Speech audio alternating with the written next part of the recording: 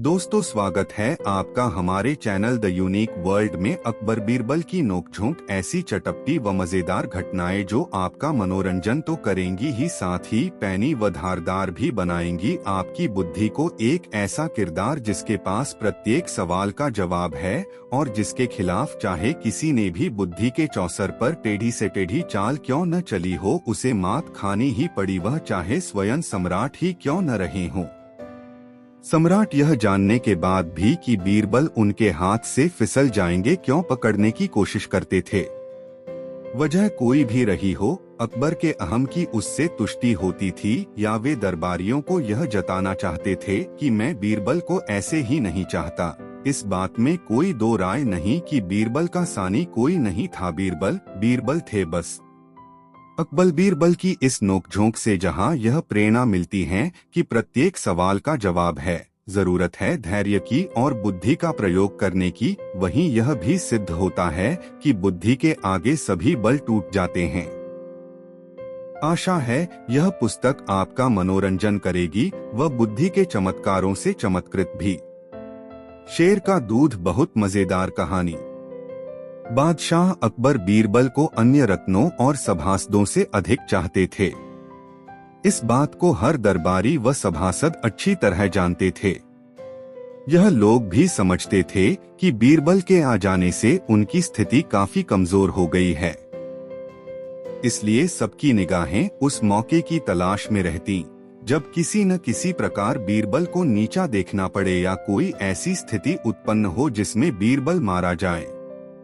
बीरबल दरबार में हर बात साफ साफ कहने का आदी था, जबकि अन्य लोग चापलूसी भरी बातें करते थे ताकि अकबर के दरबार में उच्च स्थान बना सकें। एक दिन उन लोगों ने आपस में मिलकर यह प्लान बनाया कि बीरबल को बीहड़ जंगलों में शेर का दूध लाने के लिए भेजा जाए। वहां शेर उसे खा जाएगा और बीरबल का झंझट ही समाप्त हो जाएगा। इस कार्य को अंजाम देने के लिए उन्होंने बादशाह की एक रानी को अपने साथ मिलाया। उन्होंने उससे बीमार पड़ने का नाटक करने को कहा।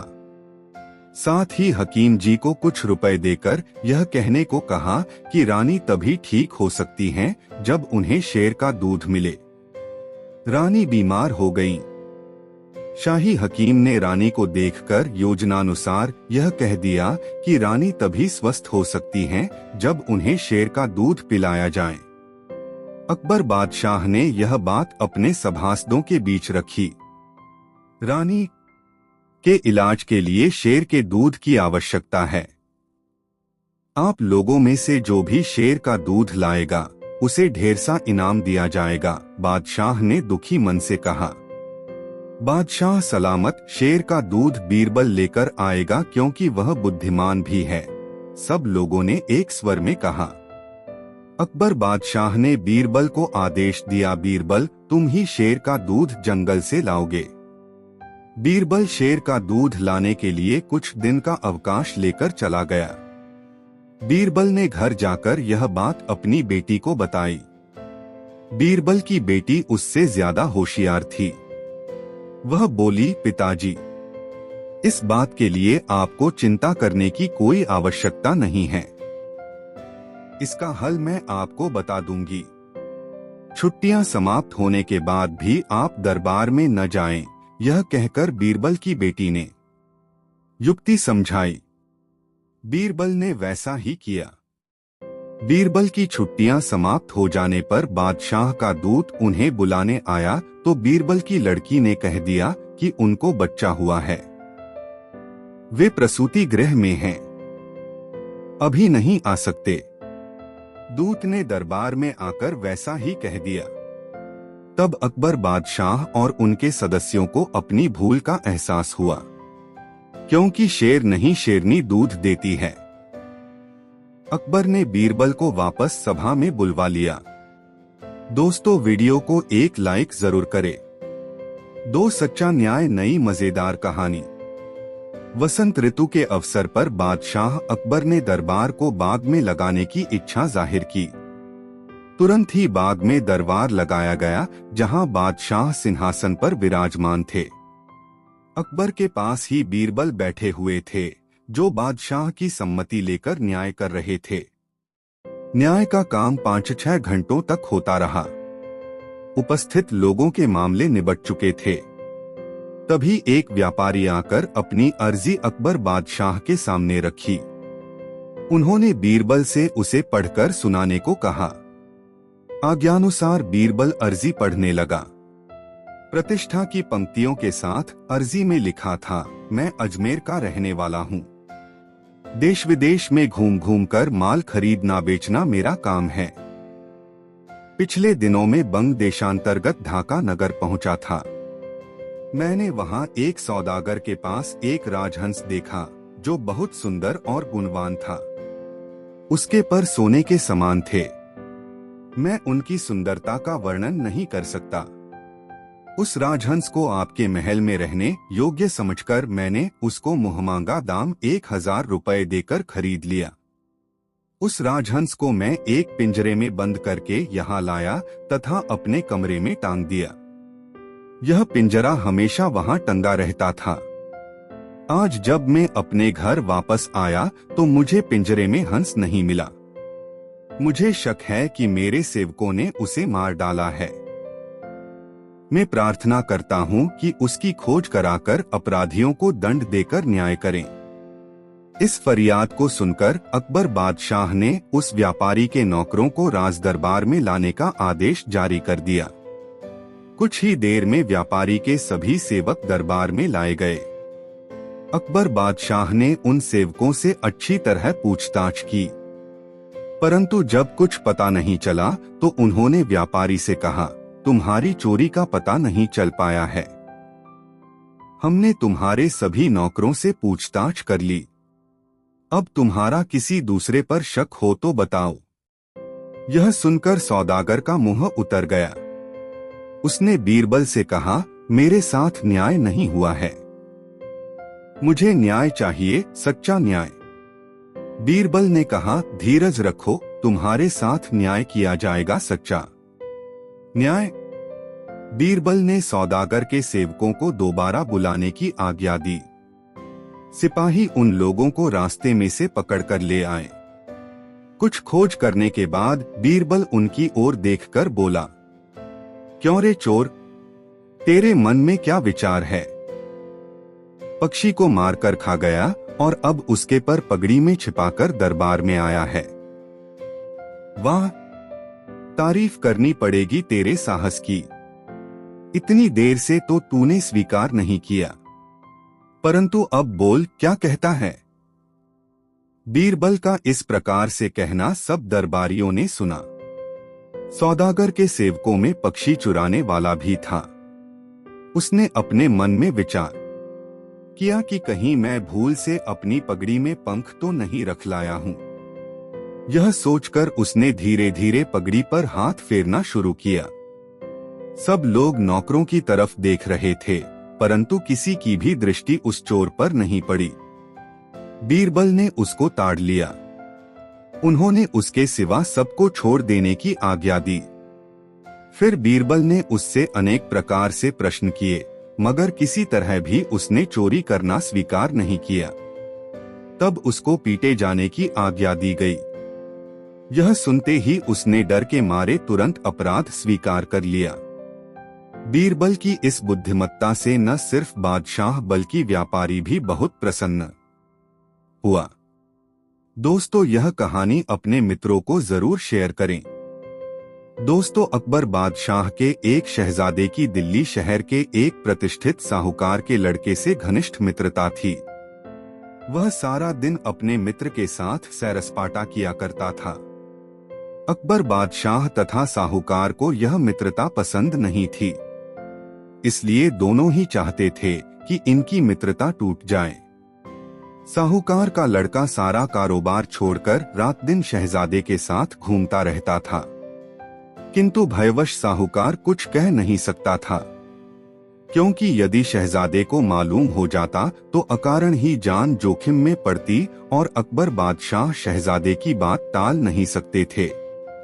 इन दोनों की मित्रता कैसे भंग हो, इस विषय पर एक दिन बादशाह विचार कर रहे थे, तभी बीरबल वहां पहुंच गए। उन्हें देख अकबर बहुत खुश हुए और पास बैठाकर बोले, साहूकार के पुत्र तथा शहजादे की दोस्ती किसी न किसी तरह से छुड़ानी चाहिए।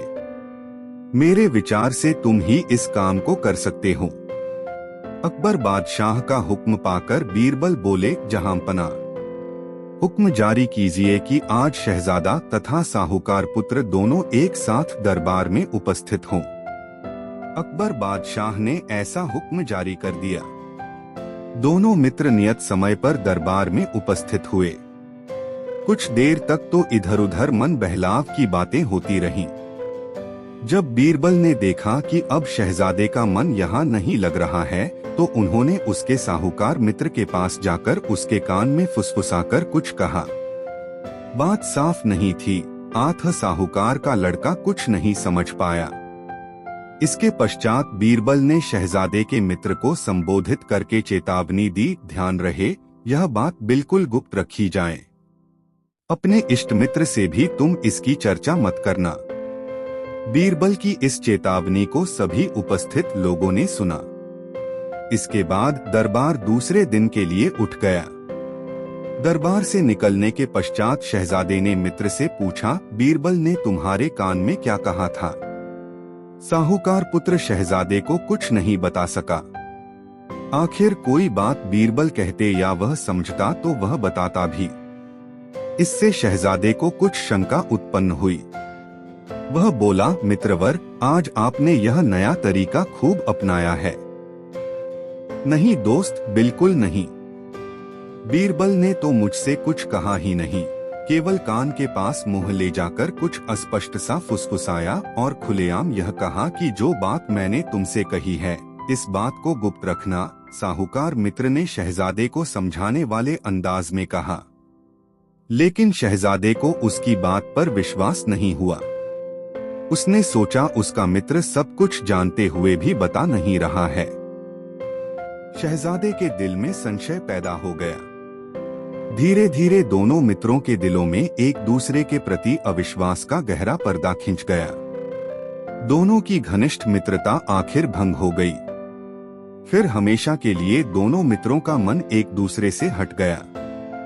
वे अपने अपने कामकाज देखने लगे। साहूकार को भी यह मित्रता भंग हो जाने से बड़ी खुशी हुई। अकबर बादशाह बीरबल की चतुराई से अत्यधिक प्रसन्न हुए और सदा की तरह बीरबल को उस कार्य पर पुरस्कृत किया। बीरबल का इंसाफ। दोस्तों, फौजिया एक विधवा और निस्संतान औरत थी। अपनी जिंदगी को वृद्धावस्था की ओर बढ़ते देख उसने हज पर जाने का इरादा बनाया। यह विचार करके उसने अपने कुल 6 आभूषणों को बेचकर सोने की मोहरें ली। खर्च के लिए कुछ मोहरें रखकर बाकी 800 मोहरें एक मजबूत थैली में बंद कर उसके मुंह पर लाख की मुहर लगा दी। फौजिया के पड़ोस में एक काजी रहता था, जिसे लोग बड़ा त्यागी और ईमानदार बताते थे। उसने उसी के यहाँ अपनी थैली रखने का विचार किया। वह थैली लेकर काजी के घर गई और बोली, इस नगर में आप सबसे अधिक ईमानदार हैं, इसलिए इस थैली को मैं आपके पास रखकर हज करने जाना चाहती हूँ। इसमें 800 मोहरें हैं। यदि मैं जीती जागती वापस आई तो इनको वापस ले लूंगी। अगर कहीं उधर ही मर गई तो आप मालिक हैं, जो आपकी इच्छा हो करना। यह सुनकर काजी ने कहा, बीबी, आपकी इच्छा हो तो रख जाइए, आपकी चीज बहुत हिफाजत से रहेगी। फौजिया मोहरों की थैली काजी को देकर हज करने चली गई। उस औरत ने थैली में मोहरें भरते समय हर एक मोहर पर एक छोटा सा चिन्ह लगा दिया था। चिन्ह इतना छोटा था कि हाथ में लेकर देखने से किसी को आसानी से नहीं दिखाई देता था। जब वह औरत सफर से 2 वर्ष तक नहीं लौटी तो काजी की नीयत बिगड़ी। उसने 800 मोहरें पचा जाने का फैसला किया। इसके लिए उसने सींच विचार कर एक तरकीब निकाली और मोहरों को खर्च करने लगा। तीसरे वर्ष वह औरत अपनी यात्रा से लौटी और काजी के पास जाकर अपनी मोहरों की थैली मांगने लगी। काजी ने झट से थैली दे दी। औरत अपनी थैली को पहले जैसी सिली देखकर बहुत खुश हुई। घर जाकर थैली खोलने पर उसको मालूम हुआ कि मोहरों के स्थान पर 800 तांबे और रांगे के टुकड़े रखे हुए हैं। यह देखकर वह घबरा गई। वह थैली लेकर दौड़ती हुई काजी के पास गई और सारा वृत्तांत कहा। तेरी थैली में क्या रखा हुआ था, मैंने देखा तक नहीं। तू जैसी थैली दे गई थी वैसी ही मैंने संभाल कर रख ली। जैसी मोहर लगी थी वैसी ही मैंने तुझे दे दी। फिर मैं क्या जानूं, लालची काजी ने कहा। काजी की बात सुनकर फौजिया बीबी बहुत घबराई और बोली, काजी साहब, मैंने मोहरें अपने हाथ से थैली में रखी थीं। मैं बहुत गरीब हूँ, मेरी जिंदगी का सहारा सिर्फ उन्हीं पर है। सारी नहीं तो आधी ही दे दीजिए। मैं आपको शरीफ आदमी समझकर अपनी धरोहर रख गई थी, परंतु आपने मुझ असहाय के साथ ऐसा अन्याय किया है जैसा कभी किसी ने किसी के साथ नहीं किया होगा। काजी ने क्रोध के साथ कहा, बेकार शोर मचाने से कोई फायदा नहीं होगा। चुपचाप यहाँ से चली जा, नहीं तो धक्के देकर निकलवा दी जाएगी। फौजिया बीबी ने समझ लिया कि काजी उसकी मोहरों को देना नहीं चाहता, इसलिए वह निराश होकर वहाँ से चली आई। लेकिन अपने घर जाने के बजाय सीधे अकबर बादशाह के पास गई और अपना सारा हाल कह सुनाया। अकबर बादशाह ने काजी को बुलाकर पूछा, तुम इस औरत की थैली के विषय में क्या कहते हो? कुछ वर्ष पूर्व यह औरत मेरे यहाँ एक थैली रख गई थी। जब यह लौटी तो मेरे पास अपनी थैली लेने आई। जैसी मोहर लगी थैली यह मुझे दे गई थी, मैंने वैसी ही लौटा दी। मैं नहीं जानता इसमें मोहरें थीं या बच्चों के खेलने के पत्थर, काजी ने शराफत का ढोंग रचते हुए कहा। काजी का जवाब सुनकर अकबर बादशाह को संदेह हुआ। उन्होंने उसको घर जाने की आज्ञा देकर औरत से कहा, तुम चिंता मत करो, आनंद पूर्वक अपने घर में रहो। थोड़े ही दिनों में तुम्हें तुम्हारी मोहरें मिल जाएंगी। अकबर बादशाह ने यह मामला बीरबल को न्याय करने के लिए दिया। बीरबल ने उस औरत से थैली ले ली और उसे अपने घर ले गए। तत्पश्चात बीरबल ने वैसी ही कुछ थैलियां मंगवाकर उसमें कुछ भरकर लाख की मोहर लगाई। फिर सभी थैलियों में एक एक छेद कर दिया और दिल्ली के सभी रफूगरों को बुनवा लिया। प्रत्येक रफूगर को एक एक थैली दी गई और उनसे उन थैलियों के छेदों को रफू कराया गया। उन सभी थैलियों में एक रफूगर की थैली बड़े कमाल की थी। उसे बारीकी से भी देखने पर छेद का पता नहीं चलता था। बीरबल ने उस रफूगर को अकेले में बुलाकर डराया धमकाया तो उसने काजी की थैली में रफू करना स्वीकार कर लिया। तुमने यह थैली कब रफू की थी? बीरबल ने कठोर स्वर में पूछा। हुजूर, शायद 1.5 वर्ष हुए होंगे। एक काजी ने मेरे पास आकर एक थैली रफू करवाई थी। उस थैली में क्या था, तुम्हें मालूम है? बीरबल ने पूछा। उसमें कुछ तांबे और रांगे के टुकड़े भरे हुए थे। इस काम के लिए तुझको क्या मिला था? 2 मोहरें। तुमने मोहरें भुनवाली या ज्यों की त्यों रखी हैं? एक तो भुनवाली और एक मेरे पास है। जाओ और उस मोहर को लेकर शीघ्र यहाँ आओ। रफूगर मोहर लेने चला गया। तब बीरबल ने उस औरत और काजी को बुलवाया। थोड़ी देर में रफूगर भी मोहर लेकर आ पहुंचा। काजी उसे देखते ही भय से कांप उठा। बीरबल काजी की शक्ल देख तुरंत ताड़ गया। उसने उस रफूगर से मोहर लेकर उस औरत के हाथ में दिया और कहा, तुम अपने कथनानुसार इस पर लगा चिन्ह दिखलाओ। उस स्त्री ने मोहर देखकर अपना चिन्ह बीरबल को दिखाया। फिर वीरवन ने रफूगर को थैली दिखाकर पूछा, क्या यह यही थैली है? हाँ हुजूर, यह वही थैली है। तुमने किस जगह रफू किया था, बताओ। यह देखिए, रफूगर ने वह स्थान दिखाया। बीरबल ने काजी की ओर देखकर कहा, क्यों, अब तुम क्या जवाब देते हो? काजी से कोई जवाब देते नहीं बन पड़ा। वह नीचे की ओर देखने लगा। बीरबल ने उसे कैद करने की आज्ञा दी। फिर काजी के मकान की तलाशी तो गई। जहां मोहरें एक थैली में भरी हुई मिली। उस औरत ने सब मोहरों पर अपना चिन्ह दिखाया। बीरबल ने उस औरत को सभी मोहरें देकर विदा किया। रफूगर को भी 2 मोहरें इनाम में दी गईं और काजी की सारी जायदाद जब्त कर ली गई। अकबर बादशाह बीरबल के इस न्याय से बहुत खुश हुआ। दोस्तों, वीडियो को एक लाइक जरूर करें। बख्तर की परीक्षा। एक बार अकबर बादशाह ने एक कारीगर को बख्तरबंद लोहे का वस्त्र, जिसे फौजी युद्ध के अवसर पर धारण करते हैं, बनाने का आदेश दिया। राजा के आदेशानुसार कुछ दिन पश्चात कारीगर ने लोहे का वस्त्र तैयार करके बादशाह के सामने हाजिर कर दिया। इसे बनाने में कारीगर ने कोई कसर बाकी नहीं रखी थी। अकबर बादशाह को वह लोहे का वस्त्र बहुत पसंद आया, लेकिन दूसरे ही क्षण उन्हें उसकी मजबूती पर शक होने लगा। उन्होंने वह वस्त्र एक काठ के पुतले को पहनाने की आज्ञा दी और तलवार लेकर स्वयं उसकी मजबूती की परीक्षा के लिए आगे बढ़े। जैसे ही अकबर ने उस बख्तरबंद पर वार किया, वह एक वार में ही फट गया। यह देख बादशाह क्रोधित हो उठे और बोले, इतना कमजोर बख्तर! अरे मूर्ख! यदि हम इसे बिना परखे पहनकर किसी युद्ध में चले जाते तो इससे क्या बचाव होता? जाओ, दूसरा मजबूत बख्तर बनाकर लाओ। मगर याद रहे, अगर वह भी इसकी तरह कमजोर हुआ तो गर्दन उड़ा दी जाएगी।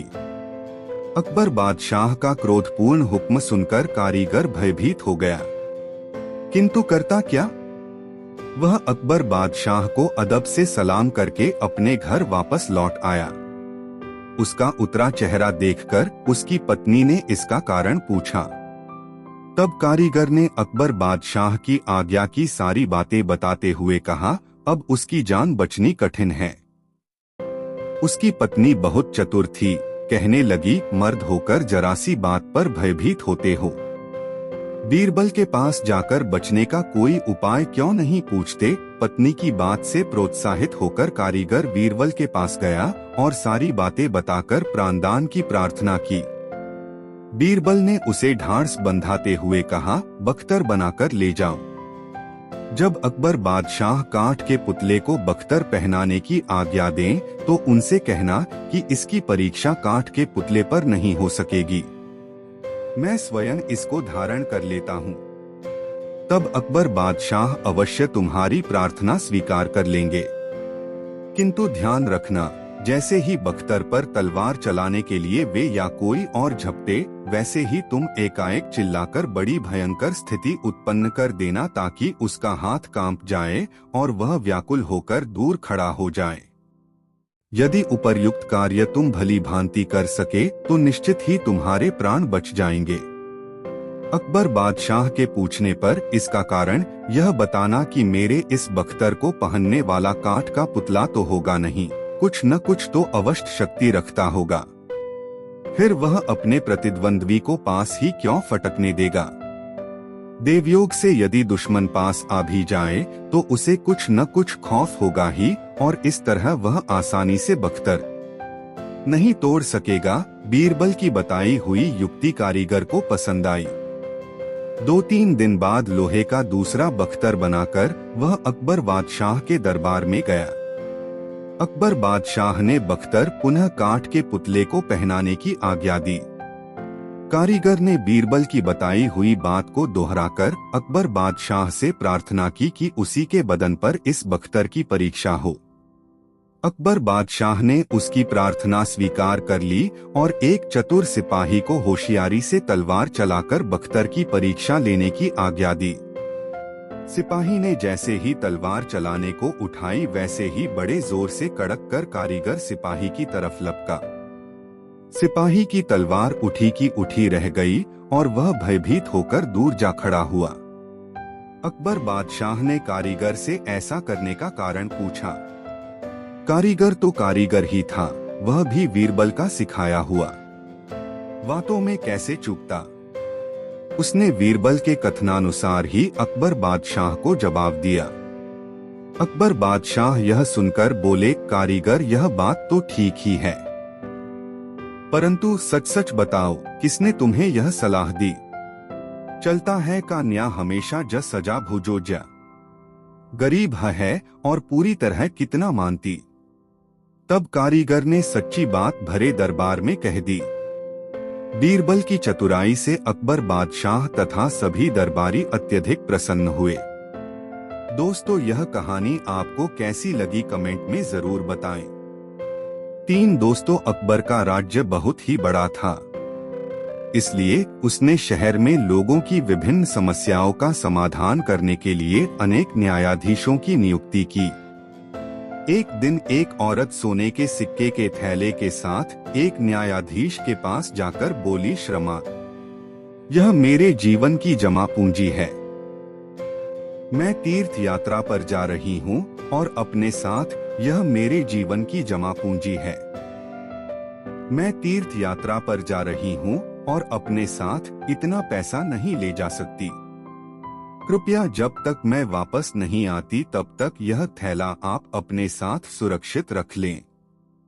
न्यायाधीश ने थैला अपने पास रख लिया। महिला उसने विदा लेकर तीर्थ यात्रा पर चली गई।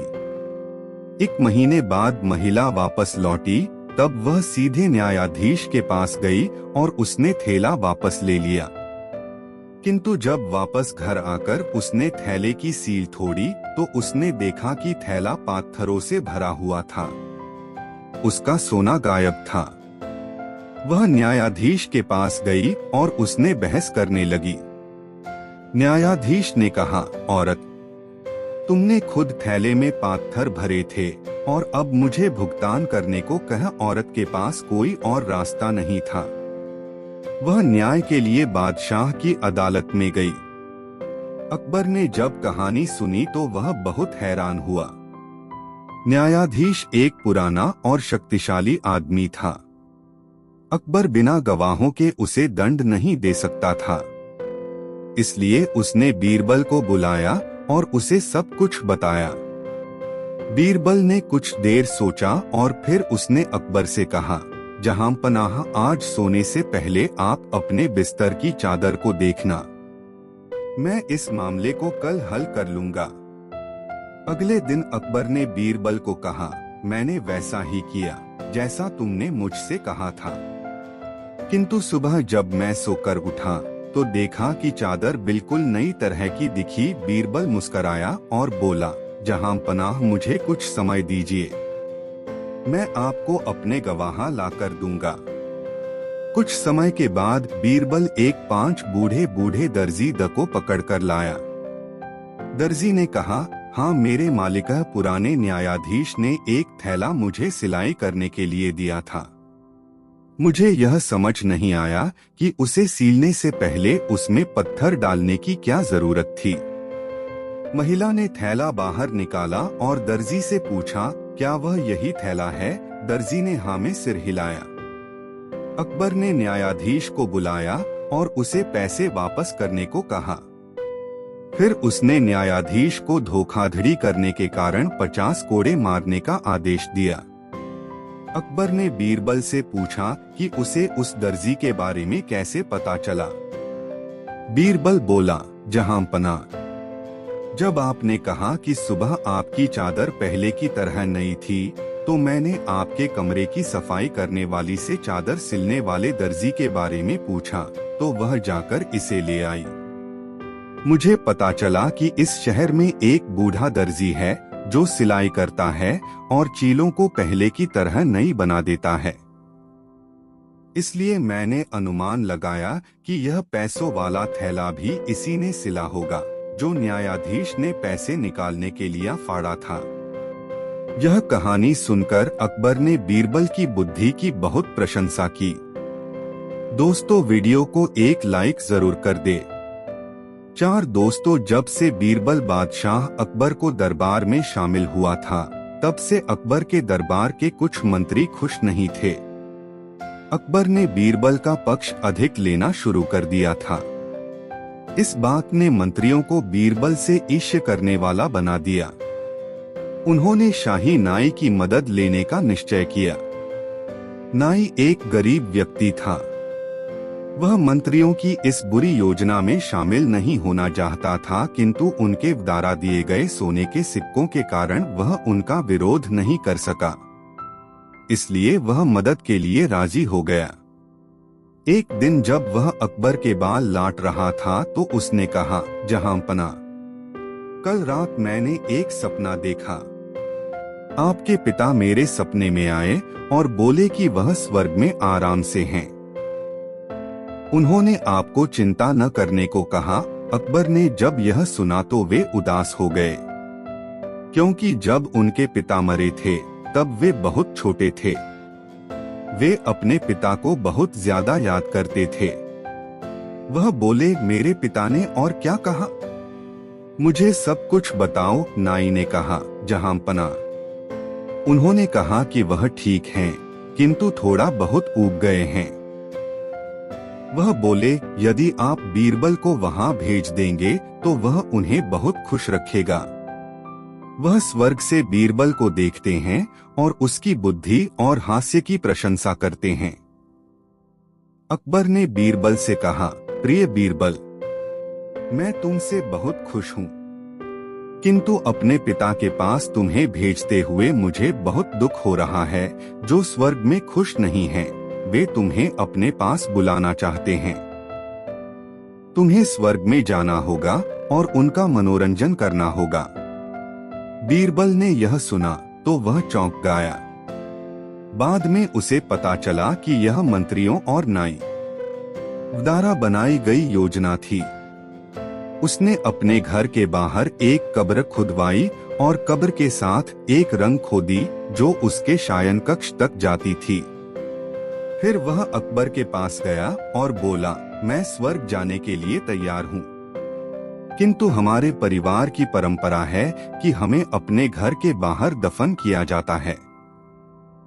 मैंने पहले से ही कब्र की व्यवस्था कर ली है। मैं आपसे अनुरोध करता हूँ कि मुझे वहाँ चींदा दफन कर दिया जाए। अकबरन ने बीरबल की इच्छा पूरी की। बीरबल को जिंदा दफन कर दिया गया।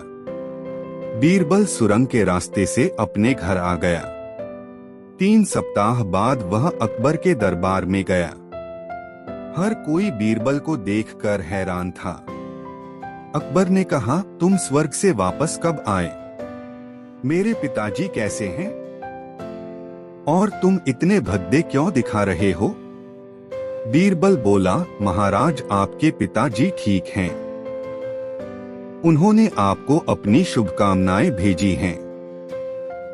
किंतु जहांपनाह, स्वर्ग में कोई नाई नहीं है। इस वजह से मैं बहुत भद्दा दिखा रहा हूँ। यदि आपकी कृपा हो तो शाही नाई को आपके पिताजी के पास भेजा जाए, जिससे उन्हें खुशी मिलेगी।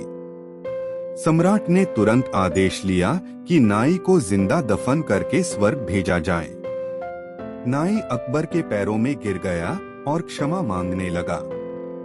इसके बाद उसने सब कुछ कबूल कर लिया। अकबर ने यह योजना बनाने वाले सभी मंत्रियों को निकाल दिया और नाई को 10 कोड़े मारने का दंड दिया। दोस्तों, वीडियो कैसा लगा कमेंट में जरूर बताएं। दोस्तों, रामदास का एक व्यापारी मित्र मोतीचंद था।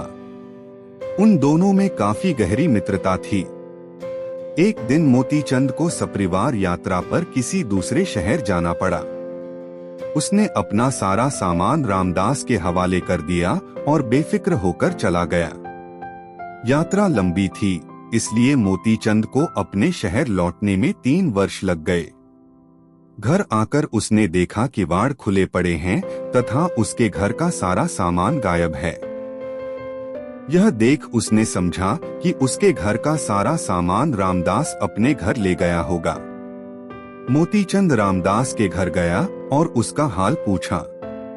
रामदास ने उसको कोई खास सम्मान नहीं दिया। फिर मोतीचंद ने उससे अपना मालसबाब मांगा। इस पर रामदास ने कहा, तुम मेरे यहाँ कौन सा मालसबाब रख गए थे जिसे अब मांगने आए हो? जिसके यहाँ रखा हो उससे जाकर मांगो। रामदास की यह उल्टी बात सुन मोतीचंद सिटपिटाकर बोला, मैंने अपना सारा सामान तुम्हें सौंपा था, इसलिए तुमसे मांगने आया हूँ। मजाक छोड़कर मेरा सामान जल्दी दे दो। तुमने मुझे कुछ नहीं दिया था। चुपचाप चले जाओ, नहीं तो धक्के देकर निकाल दिया जाएगा। मैं मजाक नहीं कर रहा हूँ, रामदास ने उत्तेजित स्वर में कहा। यह सुनकर मोतीचंद हक्का बक्का रह गया। उसकी आंखों में आंसू भर आए। थोड़ी देर तक सोच विचार करने के बाद उसने कहा, रामदास, तुम्हें जिगरी दोस्त समझकर मैंने अपना माल सौंपा था, जिसका तुम यह फल दे रहे हो। तुम तो बड़े भले आदमी थे, तुम्हें यह क्या सूझी? जानबूझकर विश्वासघात का पाप अपने सिर क्यों लेते हो? ईश्वर के यहाँ तुम्हारा छुटकारा कभी नहीं होगा। अतः उचित यही होगा कि तुम मेरी सारी अमानत मुझे लौटा दो। मोतीचंद की बात सुनकर रामदास गुस्से से लाल पीला होने लगा। वह लड़ने मरने तक को तैयार हो गया। अतः मोतीचंद ने अधिक देर ठहरना उचित नहीं समझा और वहां से चल दिया। उसके पास न तो रामदास के हाथ की लिखी रसीद थी और न कोई गवाह। बिना किसी प्रमाण के अदालत में मुकदमा दायर करने से भी कुछ नहीं मिट सकता था। इस प्रकार वह चिंता करता हुआ अपने घर पहुंचा। उसकी बीरबल से बहुत मित्रता थी। इस विषय में उसने बीरबल से सलाह लेने का विचार किया। दूसरे दिन वह बीरबल के पास पहुंच सारा हाल कह सुनाया तथा उससे इस विषय में सहायता मांगी। 4 दिन बाद आना, मैं युक्ति बताऊंगा, बीरबल ने उसे सांत्वना दी। 3 दिन बाद बीरबल ने रामदास को बुलाया। रामदास बहुत घबराया। उसने समझा शायद मोतीचंद के कहने से बुलाया गया है। वह हिम्मत बांधकर दरबार की ओर चल पड़ा कि मोतीचंद के पास रसीद तो है नहीं, अतः यह कर ही क्या सकता है। इस तरह सोचता हुआ रामदास बीरबल के पास पहुंचा। बीरबल ने उसे आदर के साथ बैठाया और उसके साथ ऐसे ढंग से बातें करना शुरू किया जिससे उसे यह मालूम न हो सके कि मोतीचंद के विषय में उसे मालूम है। बातचीत करते करते बीरबल ने कहा, अरे भाई रामदास, तुम्हारा मेरा कितने दिनों से प्रेम है। अब ईश्वर की कृपा से उसे प्रकट करने का अवसर आया है। छोटे छोटे अभियोगों का फैसला करने के लिए एक नया न्यायालय खोलने की अकबर बादशाह ने आज्ञा दी है। उस न्यायालय के लिए तुम्हें न्यायाधीश बनाने का विचार है। तुम्हारी इच्छा जानने के लिए इस समय मैंने तुम्हें बुलाया है। यदि वह कार्य तुमसे हो सकता हो तो विचार करके मुझे जवाब दो। यह बात सुनकर रामदास के हर्ष का ठिकाना नहीं रहा। उसके मन में आनंद की लहर उठने लगी। उसने खुश होकर कहा, दीवान साहब, इस काम के लिए आप मुझे योग्य समझ रहे हैं। यह मेरे लिए सम्मान व गौरव की बात है। इसमें सोचना क्या है? अच्छा, अब मैं मौका देखकर अकबर बादशाह से तुम्हारे बारे में कहूँगा, बीरबल ने कहा। यह सुनकर रामदास वहां से चला आया। रास्ते में उसके मन में अनेक प्रकार के विचार उठते रहे। वह खुशी से आनंदित होता हुआ घर पहुंचा। इधर बीरबल ने उसके जाने के बाद मोतीचंद को बुलाकर कहा कि वह रामदास के यहाँ जाकर एक बार फिर अपनी धन संपत्ति वापस देने को कहे। बीरबल के कहने पर मोतीचंद प्रातःकाल रामदास के पास गया और अपनी धन संपत्ति वापस करने की फिर प्रार्थना की। रामदास ने पहले की तरह ही कहा, तुम्हारा मेरे पास है क्या जो तुम बार बार मांगते हो? यह सुनकर मोतीचंद बोला, भाई रामदास, जब तुम किसी प्रकार से नहीं समझ रहे हो तो मुझे अब हारकर दीवान जी से इसकी शिकायत करनी पड़ेगी। बीरबल से शिकायत करने की बात सुनते ही रामदास के होश उड़ गए। उसने सोचा, बीरबल मुझको न्यायाधीश के पद पर नियुक्त करने वाला है। यदि ऐसे समय में यह जाकर शिकायत करेगा तो मेरी बहुत हानि होगी। अतः इसकी धन संपत्ति दे देनी चाहिए जिससे बीरबल को कुछ खबर ही न हो। न्यायाधीश का पद पाने पर ऐसी जाने कितनी दौलत मेरे पास अपने आप आ जाएगी। यह सोचकर उसने कहा, माई मोतीचंद, मैं तो अब तक तुझसे हंसी कर रहा था। मैं यह देख रहा था कि तुझ में कितनी हिम्मत है। लो अपनी अमानत ले जाओ। यदि तुम आज न आते तो कल मैं स्वयं तुम्हारे घर आता। ऐसा कहकर उसने मोतीचंद का सब मालसवाब लौटा दिया। मोतीचंद खुशी खुशी अपने घर गया। सायंकाल जब बीरबल दरबार से अपने घर आए तो मोतीचंद ने उनको धन्यवाद दिया। इधर रामदास बीरबल की ओर से बुलावा आने की बाट देखता रहा, पर 10-12 दिन तक जब कुछ खबर नहीं मिली तो वह स्वयं बीरबल के पास गया और स्वयं घुमा फिराकर बात छेड़ दी। बीरबल ने कहा, न्यायाधीश का पद ईमानदार मनुष्य को मिलता है, किसी की अमानत में खयानत करने वाले को नहीं। जाओ अब मेरे पास कभी मत आना। यह सुनकर रामदास अपना सा मुंह लेकर चला गया। उसको उसकी पृष्ठा का फल मिल गया था। जब यह खबर बादशाह अकबर के पास पहुंची तो बौरवत के न्याय से वह बहुत खुश हुए। दोस्तों वीडियो को एक लाइक जरूर करें। दोस्तों बादशाह अकबर की बहुत सी आदतों में एक आदत यह भी शामिल थी कि वह हर रोज वेश बदलकर रात के समय बीरबल के साथ नगर में घूमा करते थे और प्रजा का सुख दुख अपनी आंखों से देखते थे। एक दिन वह बीरबल के साथ नगर में घूम रहे थे, तभी एक ऐसी गली के सिरे पर पहुंचे जहां एक भिखारिन खड़ी थी। उसका रूप इतना घृणित था कि कोई उसके हाथ से पानी भी न पिए, लेकिन वह गर्भवती थी। उसको देखकर अकबर बादशाह ने आश्चर्य से कहा, बीरबल, देखो कामदेव की कैसी प्रबल शक्ति है। जिस औरत के निकट जाने पर घृणा आती हो उसके साथ भी किसी ने रमण किया। हुजूर, जो आदत पड़ जाती है वह छूटती नहीं है। जैसे भूख जूठे भात और निद्रा टूटी खाट को नहीं देखती, वैसे ही कामांध मनुष्य जाति कुजाति रूप कुरूप कुछ नहीं विचार करता। बहुत से लोग बड़े सज्जन दिखाई देते हैं, परंतु वे गुप्त रीति से गंदी जगह मुंह मारते हैं। बीरबल ने कहा। यह सुनकर अकबर बादशाह बोले, शायद ऐसा ही हुआ होगा, परंतु क्या तुम इसके प्रेमी का पता लगा सकते हो? शायद थोड़ी देर इधर उधर घूमने से पता चल जाए। यह कहकर बीरबल अकबर बादशाह को कुछ दूर ले जाकर खड़े हो गए, परंतु उनकी निगाहें उस भिखारिन पर ही लगी रहीं। थोड़ी देर में एक व्यक्ति वहां आया। बीरबल ने अकबर बादशाह से कहा, जहांपना, लगता है इस औरत के साथ काम वासना शांत करने वाला यही पुरुष है। अकबर बादशाह ने पूछा, तुम यह बात कैसे कह सकते हो? थोड़ी देर तक अनजान बने रहने से सब कुछ मालूम हो जाएगा, बीरबल ने धीरे से कहा। अकबर बादशाह उनकी ओर देखते रहे। वह पुरुष उस भिखारिन को कुछ संकेत करके झटपट चला गया। उसके जाते ही वह औरत भी चली गई। यह सब देखकर बादशाह को विश्वास हो गया कि इस औरत के साथ रमण करने वाला यही व्यक्ति है। बादशाह अकबर और बीरबल वहां से चल दिए। रास्ते में अकबर ने पूछा, बीरबल, जिस विलासी पुरुष को तुमने दिखाया उस पर तुम्हें पहली ही बार में कैसे संदेह हुआ? बीरबल बोला, हुजूर, यह देखने की खूबी है। जिस समय हम लोग वहां खड़े थे मैंने उस आदमी को दूर से आते देखा।